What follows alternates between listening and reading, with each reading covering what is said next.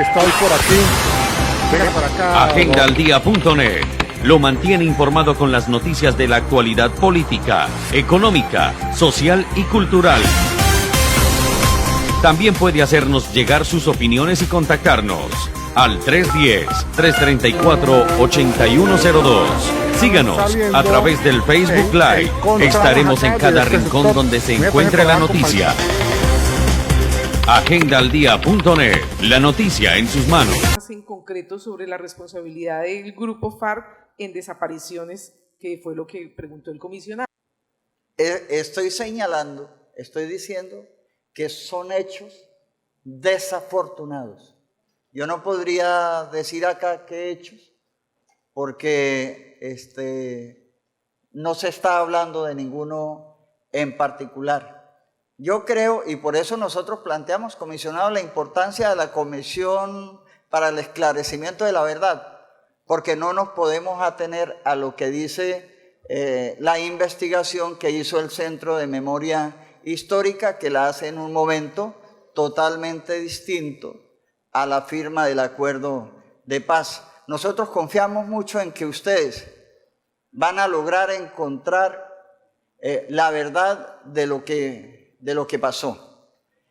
No podría individualizar casos porque no han presentado aquí algún caso en particular, pero digo que desde luego son hechos desafortunados de las mismas dinámicas del conflicto. Por ejemplo, Iván aquí ha señalado una situación que se presentó a partir de 1999, que es donde tenemos más hechos violentos.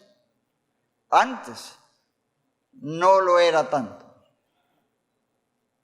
Y miren, nosotros sufrimos una guerra que jamás la imaginé. Es el momento más doloroso de la guerra, entre 1999 y 2004. Todo se volcó contra la zona del Catatumbo. Todo. El ejército, las AUC, todas las autoridades estaban alineadas con la guerra. Y nosotros caímos muchas veces. Y nos volvíamos a levantar, una asimetría enorme. Y yo digo que nosotros logramos sobrevivir porque ahí estaban las comunidades campesinas resistiendo. Y esto no fue una resistencia simplemente de una organización insurgente, fue una resistencia integral de las comunidades en su territorio, defendiendo su territorio. ¿Ya? Y fue muy difícil, tremendamente difícil. Y lo dijo Jorge Iván, y lo dijo el comisionado. Intereses políticos y económicos que aún tienen presencia en el departamento estaban allí promoviendo ese conflicto. Yo incluso tengo una pregunta. ¿Será que nosotros vamos a conocer la verdad del despojo de tierras en el departamento norte de Santander? Porque lo hubo. Claro, aquí no hubo un despojo como en Urabá, o como en el sur de Bolívar, o como en los Montes de María, o como en el Cesar, o la Guajira. Porque aquí las comunidades defendieron sus tierras. Pero donde pudieron controlar, hubo despojo. Y hoy día hay plantaciones de palma en ese territorio. Entonces, a mí sí, mire, quisiera, comisionado, que trabajemos con las comunidades campesinas, con las comunidades indígenas, con ustedes, Jorge Iván, en esa construcción de verdad que necesitamos en el departamento para la tranquilidad y que digamos toda la verdad, para que aquí todos los responsables del conflicto asumamos con valentía la responsabilidad. Y respecto a lo que dice Azkaira, tenemos ese problema de las minas. Yo no sé cómo lo vamos a resolver, porque fue producto de la misma asimetría del conflicto. Desde luego que usamos minas, y hay minas que están y no sabemos dónde están exactamente. Es un problema que también tenemos que estudiar y ver cómo lo resolvemos. Se ha sabido, pero también no sé si hay mucho de mito también en todas estas cosas. Quiero que nos hable sobre hasta qué punto fueron los grupos de las autodefensas útiles para el despojo para ciertas empresas o para qué sectores. Por favor, Jorge Iván. Gracias por su intervención y de verdad me hizo recordar algo que no traía el apunte, pero es muy importante. Lo primero es que aquí debemos estar sentados o de aquí en adelante para la reconstrucción de la verdad todos los actores del conflicto, no solamente autodefensas y guerrillas. Aparte pues de que hay otras guerrillas que hicieron parte de este conflicto y han dejado un largo número de víctimas y no hacen parte de estos procesos, pero también el otro actor que ha causado dolor y lágrimas es el establecimiento como tal. Ellos también debieran de estar acá poniéndole la cara a las víctimas. Lo segundo, el tema de las fosas. Yo sé que muchos no conocen el trabajo que nosotros hemos venido haciendo y la súplica desde el año 2007, como usted lo decía, no sabemos a quién acudir para que nos escuchen. No entiendo por qué muchos de los miembros de las AUC, comandantes, que seguramente ustedes los escucharon mentar, Bachiller, Crispeta y otros que hicieron parte de unas compañías que operaron allí y que ellos mismos lo han dicho, que tienen conocimiento de dónde hay fosas y que participaron con sus hombres, no entendemos por qué no están postulados, o sea, como si la verdad de ellos no importara. Y es un grupo grande de muchachos que están en cárceles donde ni siquiera lo sacan a ninguna audiencia cuando mandan documentos a decir que quieren hablar. No entendemos. Nosotros desde el año 2006-2007 estamos diciendo por qué no los han postulado. Supuestamente porque el tema de la postulación se cerró y ya no había más espacio. ¿Cómo van a cerrar el espacio para la verdad? Hay unos militares de bajo rango, los cuales están detenidos y otros pidiendo espacio también para contar su verdad. Y nosotros, ustedes no se imaginan el ruego y la pelea con Justicia y Paz y con el gobierno, siquiera para que nos dieran un espacio en el año 2008 para reunirnos con los hombres que operaron en esa zona para reconstruir la verdad histórica. Nosotros aquí no, desde que inició este proceso no hemos venido ni hemos tenido la intención de ocultar nada y siempre hemos venido manifestando, no nos dan las herramientas. A nosotros dentro del proceso nos prometieron unas cosas y no las cumplieron, a nosotros no nos cumplieron absolutamente nada. Y parte de la violencia que se sigue generando en este departamento es eso, el incumplimiento del gobierno a lo pactado en Santa Fe de Ralito, porque dejaron unos hombres que nunca habían ido desafortunadamente a una escuela y que lo único que aprendieron fue a disparar un arma y los dejaron, les quitaron el fusil que pareciera que era lo único que contaba en este país, se tomaron las fotos con ellos y los dejaron. Hoy en día hablan de que están en proyectos productivos y una cosa y la otra, pero realmente el grupo es reducido a lo que realmente se está haciendo por ellos. ¿Qué pasó con esos grupos? ¿Qué pasó con esos hombres desmovilizados que no sabían hacer otra cosa? Pues fueron reclutados por otros grupos o otros intereses que fueron surgiendo. Eso es una realidad. Fosas sí hay en el Catatumbo, tiene toda la razón, toda.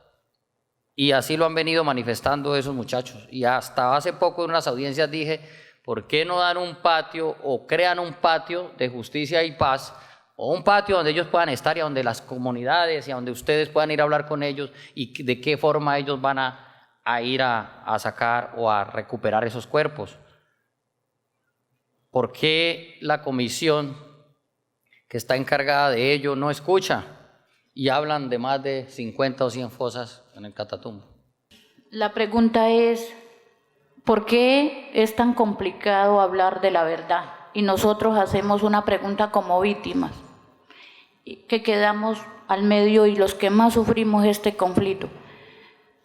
Nosotros queremos saber la verdad. Yo lo dije desde un principio, la verdad de lo que pasó en el Catatumbo. Porque hemos ya 20 años esperando una respuesta a esta pregunta y nunca ha tenido respuesta. Entonces nosotros sí queremos saber la verdad de lo que pasó. ¿Por qué tanta violencia? ¿Por qué tanto dolor? ¿Por qué tanto desplazamiento? Entonces nosotros como víctimas yo creo que tenemos derecho, ¿cierto? Y teníamos una posibilidad como víctimas de que tuviéramos una representación en la Cámara de Representantes con las circunscripciones especiales de paz y se nos fue negada. Entonces es algo que nos preocupa como víctimas de este conflicto. Es para hacer algunos aportes a esta discusión tan interesante. En primer lugar, señalar, y comparto lo que ustedes han insistido, la verdad tiene que ser de todos, o sea, todos tenemos que aportar. Esto no se puede centrar únicamente en uno o dos de los actores. Si las Fuerzas Armadas de Colombia no hablan, si el empresariado no habla, si las víctimas no nos dicen todo, si los sectores que han estado casi que al margen, los periodistas, etcétera, si no participamos todos, realmente esta verdad va a ser incompleta. Y una verdad incompleta no es lo que estamos buscando. Por lo tanto, creo que es un llamado, y quiero decir que la verdad no sea solamente como un relato evasivo o justificativo, sino que sea una verdad para aclarar las cosas tal como fueron. Porque es que también, si lo que llamamos verdad son defensas, son discursos para crear nuestra propia defensa, no avanzamos. Necesitamos una verdad que dé cuenta del realmente lo acontecido. Entonces saludo ese interés y quiero decirlo, y esto vale para todo el país, si entre todos no somos capaces de aportar a esta verdad, no nos va a quedar bien construida. Lo segundo, estuve el 25 de julio en Saravena, reunido con 19 familiares de víctimas de desaparecidos, de desaparición forzada. Y una de las cosas que más me impresionó, es algo muy fuerte, es que a estas señoras y señores, más que saber quién hizo la cosa, les interesaban dos cosas. Primero, encontrar a sus desaparecidos, aunque fuera los huesos o las cenizas, pero encontrar, por esa necesidad que tenemos los humanos de poder ubicar el dolor para poder seguir adelante, ubicarlo, saber, aquí terminó esta historia, pero mientras tanto es una historia incompleta. Y segundo, les interesa el por qué. Me llamó la atención que no les preocupaba tanto quién hizo esto, sino por qué hizo esto. Y ahí quiero agregar, para la Comisión de la Verdad es fundamental llegar a los porqué de las cosas. La Comisión de la Verdad no quiere hacer una nueva radiografía de las cosas, tiene que hacerla, pero el fondo de la cosa es tratar de ayudar a entender por qué, quiénes fueron los responsables y quiénes se beneficiaron de eso, para poder entonces encontrar los caminos hacia el futuro, hacia la no continuación de la guerra, la no repetición y la construcción de la paz. Y finalmente, quiero señalar, una cosa es la verdad jurídica y otra cosa, digamos, es la verdad histórica. Son complementarias, pero son distintas. Quiero explicar esto. La unidad de búsqueda de personas desaparecidas y la Comisión de la Verdad estamos tratando de aclarar lo que pasó en esta guerra, pero no tenemos atribuciones judiciales. O sea, nosotros no estamos buscando condenar a nadie, juzgar a nadie, señalar a nadie. Nosotros estamos buscando ayudarle al país, porque la comisión no es la dueña de la verdad. La comisión es un testigo de la verdad. La comisión es un instrumento de la sociedad para construir la verdad, pero la verdad no es de la comisión de la verdad. La verdad es de la sociedad colombiana y la necesita es el país. No la necesitamos solo nosotros, la necesita el país. Entonces digo, la comisión le interesa la verdad histórica, la verdad humana, esta verdad que estamos tratando de explorar. Ya esa parte judicial, eso le corresponde a la Jurisdicción Especial para la Paz, a la JEP. Y no son cosas antagónicas, son complementarias.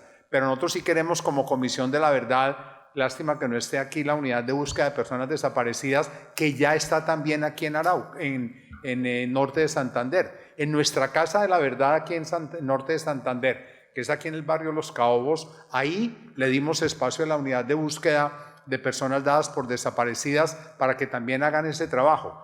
Es muy importante nosotros, insisto, ayudar a esta construcción de verdad histórica, pero que quede claro, nosotros como comisión y la unidad de búsqueda no estamos para atribuciones judiciales.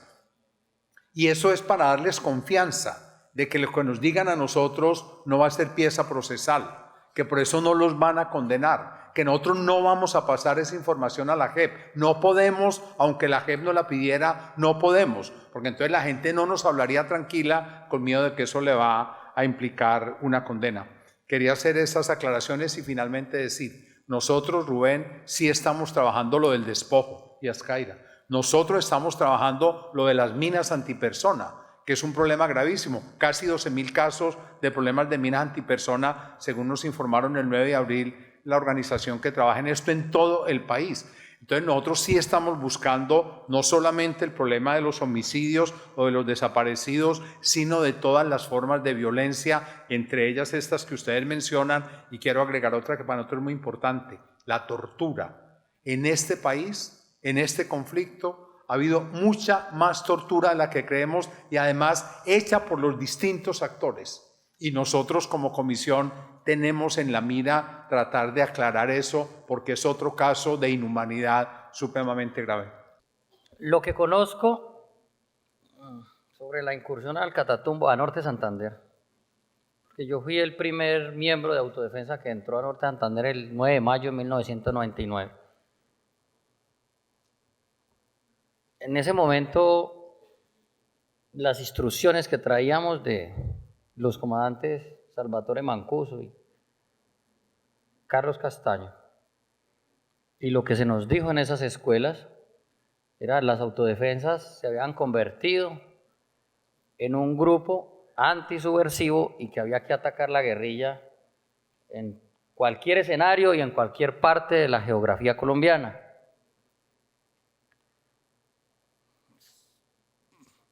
No hay que desconocer, desafortunadamente no está Castaño y Mancuso está extraditado y ojalá cuando venga pues cuente con claridad las personas que fueron allí, personas de acá, de Norte de Santander,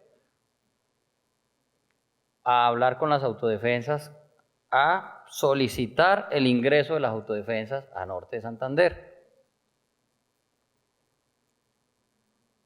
¿Por qué manifestaban que era un corredor fuerte, el cual las guerrillas FARC, ELN y EPL tenían y pasaban libremente y fortalecían otros grupos en otras partes del país donde estábamos combatiendo con ellos?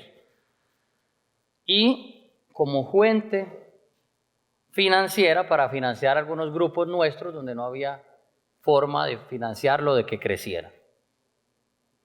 Ahí conocíamos cuál era la intención de que las autodefensas hicieran presencia en este departamento. Una vez entramos al departamento, y pues lo hablábamos ayer, mucha gente empezó a apoyar ese sistema o ese proyecto de autodefensa. Personas que se han mencionado dentro del proceso de justicia y paz, y ese es el momento para decir que la Fiscalía debiera de tener una página para publicar varias cosas. Los hechos que hemos confesado los hechos que se han imputado y de todas las personas las cuales nosotros hemos mencionado, cómo, cuándo y por qué. Desafortunadamente, y hay que decirlo, parecíamos depredadores, unos y otros acabando con la vida de seres humanos porque simplemente otro lo señalaba, porque algunas instituciones legalmente constituidas del Estado entregaban información o listas, porque estas personas hacían parte de grupos subversivos o de algunas bandas que desestabilizaban el orden de las comunidades. Para terminar, sí se benefició mucha gente, porque al paso que las autodefensas iban, como decíamos, ganando terreno, otros venían atrás comprando tierras o haciendo empresas, beneficiándose del dolor y de la sangre de las personas que allí murieron. Quiero recordar que cuando entraron las AUCE al Catatumbo, estábamos en un proceso de construcción conjunta de un plan de desarrollo para el Departamento Norte de Santander. Había surgido de la marcha campesina de 1998. Recordarán ustedes una marcha que llegó a Cúcuta con 25.000 campesinos a pedir que les escucharan, que estaban en la completa orfandad, en el completo abandono, que no tenían carreteras, ni escuelas, ni puestos de salud, que faltaba todo, que los derechos fundamentales consagrados en la Carta Política allá no se implementaban. Y nosotros incluso, aún sin haber formado parte de ese proceso de conversaciones, ayudábamos a la construcción. Recuerdo que allá en el 60, donde ustedes tuvieron un campamento, se reunieron 600 líderes campesinos, incluso fueron alcaldes, que querían saber qué se estaba trabajando en el Catatumbo. Y era precisamente un plan de desarrollo alternativo. Alternativo a la pobreza y a los cultivos de uso ilícito. Y eso lo estuvimos impulsando. Se creó un comité operativo regional donde había representación del gobierno departamental, de la red de solidaridad, creo que era la institución nacional en ese entonces, y las comunidades campesinas. Y era un ejercicio muy interesante porque era promisorio, era como el horizonte que necesitaba el territorio. Allí estaban representadas las comunidades indígenas en ese ejercicio comunitario. La Gabarra había sucedido un hecho notorio en la Gabarra, una zona de mucho conflicto. El comando del ejército retiró la base militar que estaba en la Gabarra y el mismo día sacaron la policía. Y nosotros advertimos que algo extraño estaba pasando. Nos pidieron, hubo gente que pidió la presencia de las FARC para controlar el orden y dijimos que no. El orden debía ejercerlo la comunidad. Y se hizo. La comunidad estableció unas normas de convivencia. Y en 1 año y medio hubo 2 muertes violentas en la Gabarra.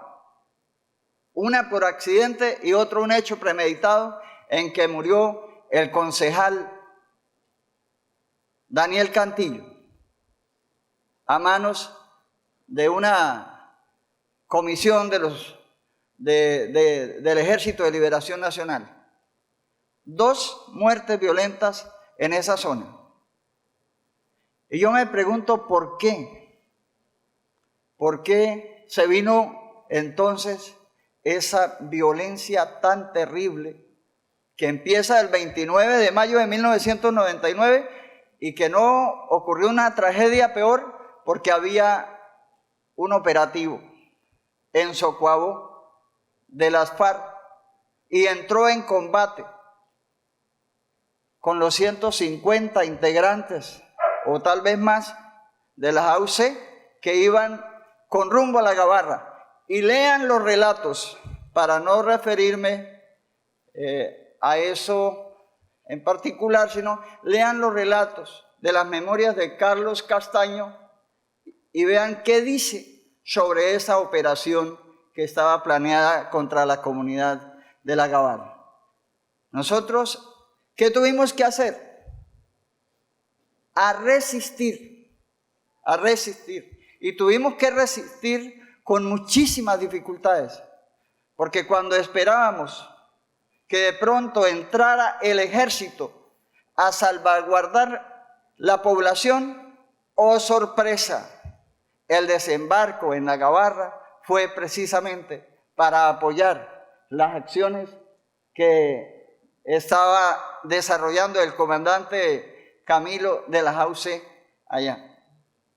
Entonces fíjense, y obviamente, incluso el combate allí, cuando nos enfrentábamos con las AUC, era diferente a cuando nos enfrentábamos con el ejército. Porque con el ejército, a veces uno creía la posibilidad que las tropas se rindieran. Aquí no. Nosotros no nos rendíamos, nadie se rendía. Porque había la posibilidad que el rendido fuese eliminado. No había otra opción, o vencer o morir. Entonces fíjense ustedes hasta dónde llegamos desafortunadamente en ese conflicto. Desafortunadamente. Y digo desafortunado porque fue, yo nunca había visto un conflicto tan atroz como el que empezó a partir de 1999. Haciendo referencia a la pregunta original, que es ¿por qué es tan difícil la verdad? Me repito diciendo que la verdad es libertad, que la verdad sana, pero la verdad de un conflicto es distinto. Bueno, hay 2 variables muy altas que apretan esta verdad, que es el interés por la justicia de las víctimas, de la sociedad, etc. Y otra gran variable que creo que está ahí es como ese anhelo de una verdad total, que yo no sé si eso es posible.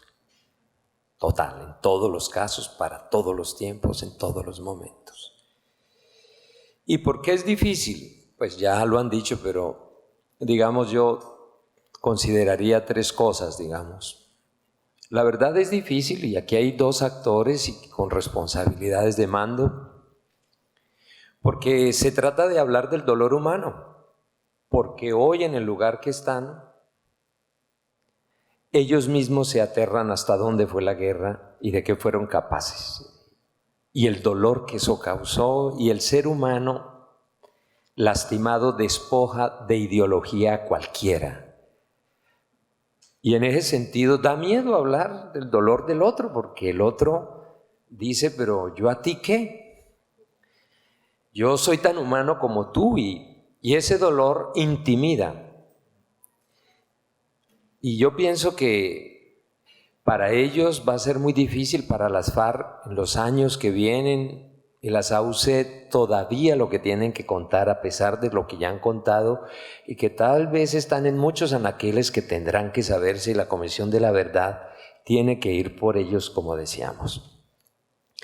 Lo segundo es que la verdad es difícil porque encierra muchos secretos, como ya se está notando aquí.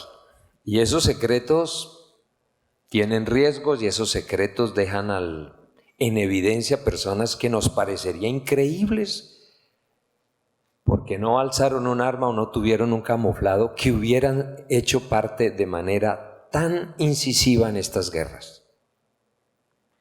Entonces, como tiene secretos, no es tan simple exigirle a la otra persona, suelta todo y dilo todo de manera plana. Eso tiene consecuencias.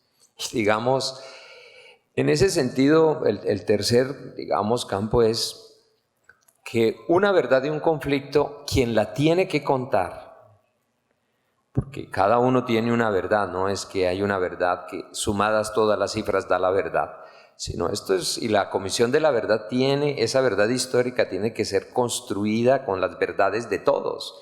Y el relato que se va a hacer es un relato de memoria colectiva, que no exime de responsabilidades individuales y es lo que la víctima quiere. En mi muerto, explíquemelo. Pero eso está difícil, pero digo, eso tiene un costo y el primer costo es psicológico en mi criterio, sin ser psicólogo ni tener esas... Es que decir la verdad, imagínense nosotros, lo simple que es, un niño hace una travesura y le cuesta decirle a la mamá que rompió el cristal. Un esposo, una esposa, un hijo con su padre o un hijo con... Nos cuesta decir la verdad porque eso tiene costo. Me van a rechazar, me van a odiar, me van a señalar, me van a estigmatizar, me van a castigar. Y una frase, una palabra que usaba Iván, me da vergüenza. La verdad, hay cosas que han pasado en este país enormes que dan vergüenza. Y no necesariamente el que actuó con un arma, sino de esas verdades secretas que le faltan al país, que van a dar mucha vergüenza. Y por eso, como decía, es más cómodo que pasemos la página.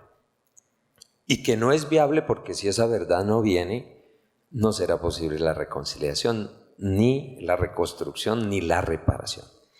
Entonces, digo, ese es el primer nivel psicológico. Tenemos que entender que es natural que uno no pueda pararse delante del otro a soltar unas verdades como las quisiéramos.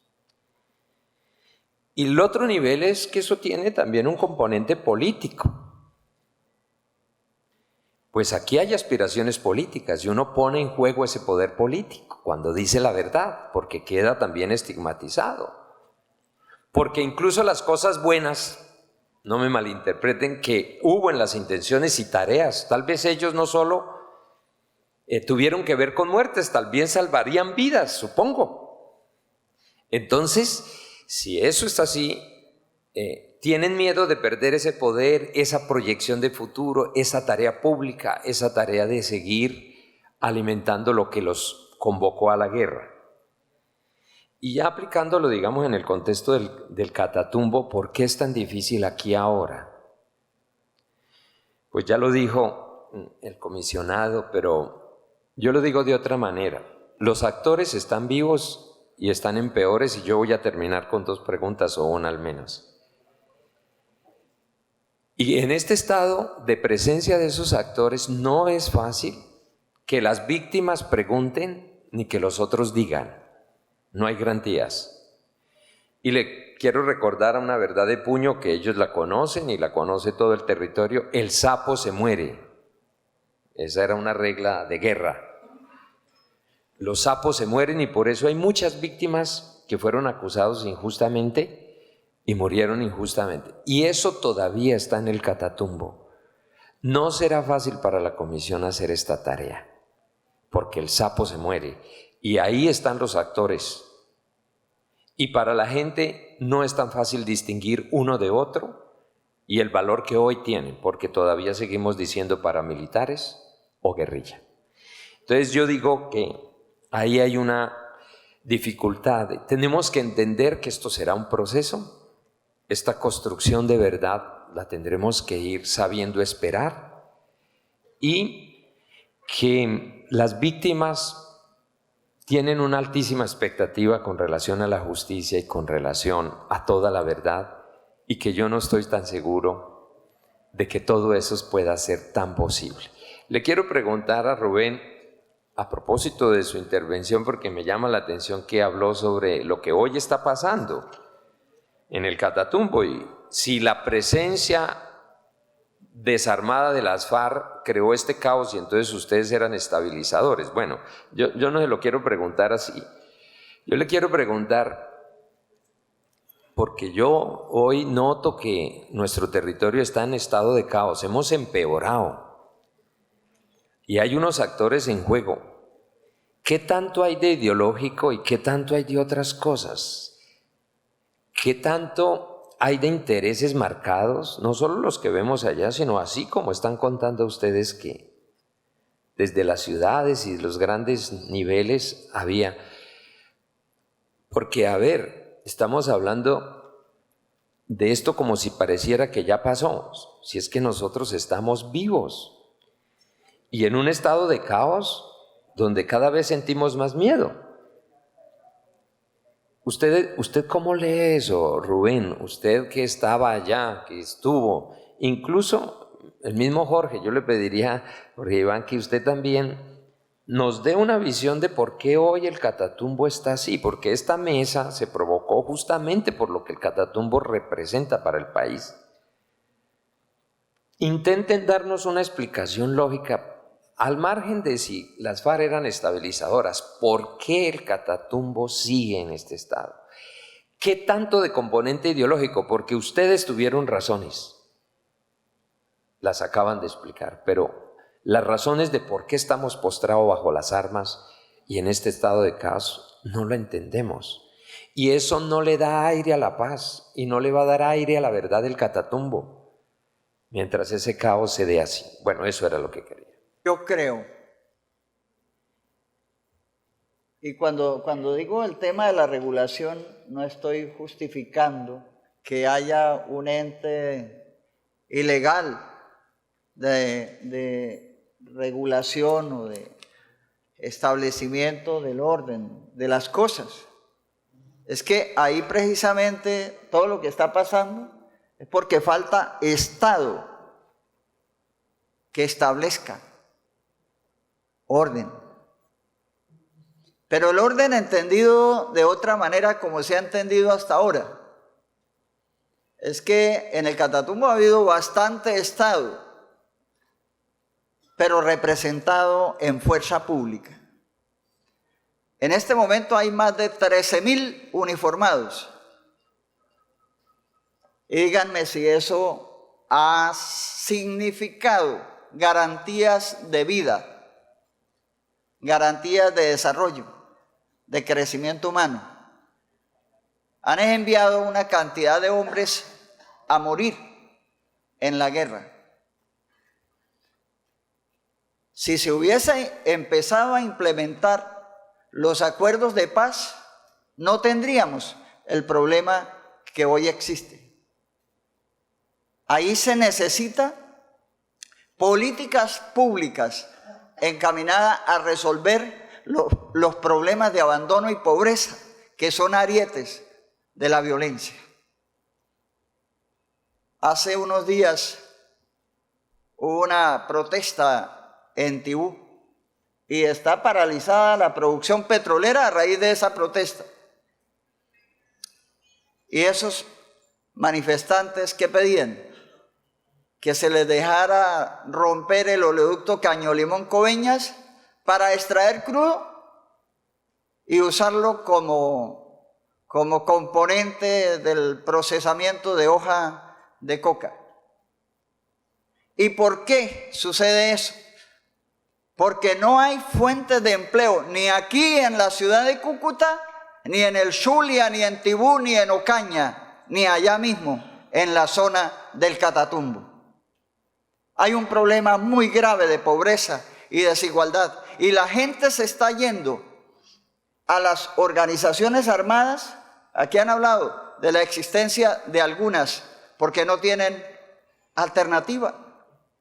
Y tenemos además, a eso se agrega el flujo migratorio hacia esta parte de la frontera.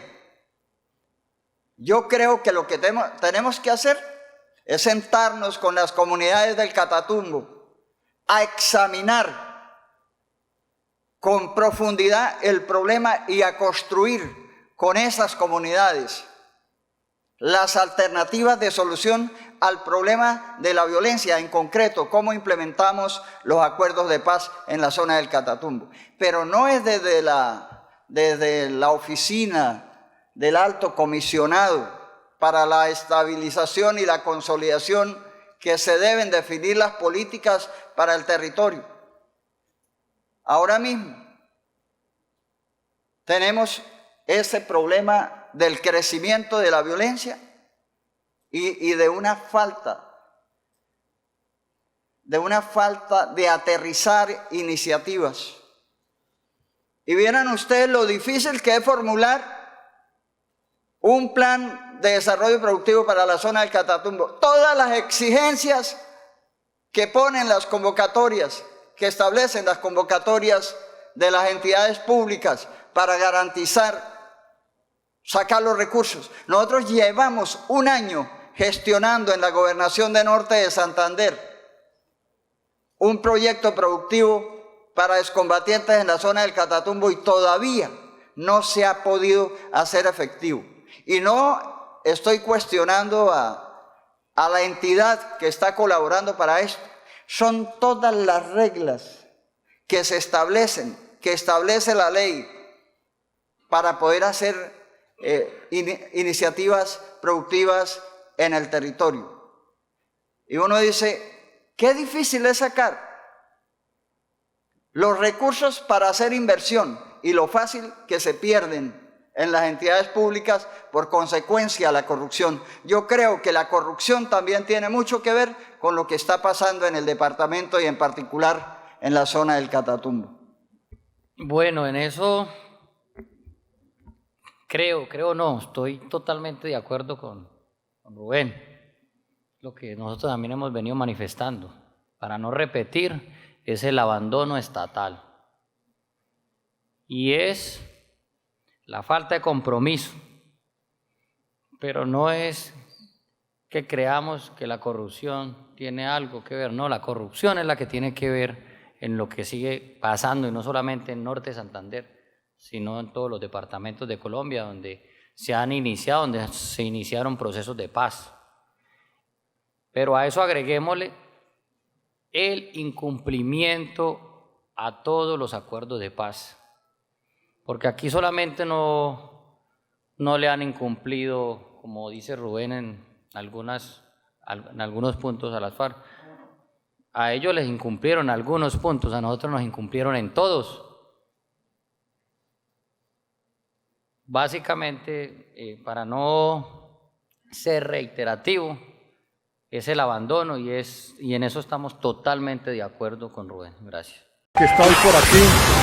Venga para acá. Agendaldía.net lo mantiene informado con las noticias de la actualidad política, económica, social y cultural.